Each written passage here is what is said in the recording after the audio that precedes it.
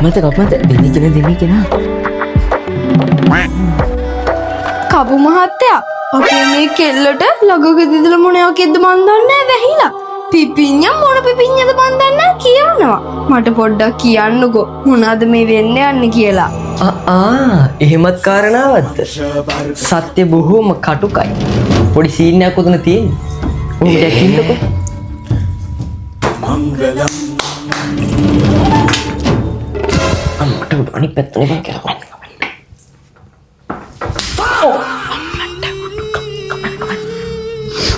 එක පාර ගහයි කියලාද හිතුවේ? නෑ. හිමීට කපන්න ඕනේ. කැපෙන්නේ නෑ නේද? ඔබ මේ කොහෙන්ද ගෙනාද?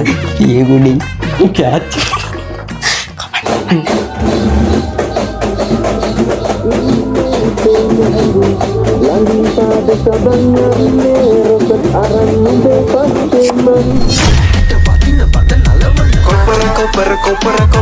කොපර පිපිඤ්ඤා ඕක තමයි මචං කේස් එක. මචන් නෙවෙයි මං කපු මහත්තයා. අනේ සෝරි වෙන්න ඕනි කපු මහත්තයෝ. ඔන්න ඔය නැටිල්ල තමයි ගෙදර ඉඳලත් නටන්නේ. බය වෙන්න කාරි නෑ කෙල්ලට පිපිඤ්ඤා ගන්න. නෑ කොපර පිපිඤ්ඤා සින්දේ ගන්න.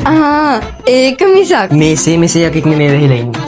මෝහනික දුපන් මගේ පුංචික දුදු බා. මෙයා කෙල්ලෙක් නේ. ඔව්නේ. මේ තියෙන සේරම වස්තුස් කුඤ්ඤං රමඤ්ඤං මුඤ්ඤං එලා යන්න නා. TikTok එකේ ඉන්නේ හැමෝම කොපර පිපිඤ්ඤා සින්දුවට TikTok එකක් කරන්න ඕනේ. දැන් ඉතින් බලන් ඉන්නේ නැතුව නටාපිය.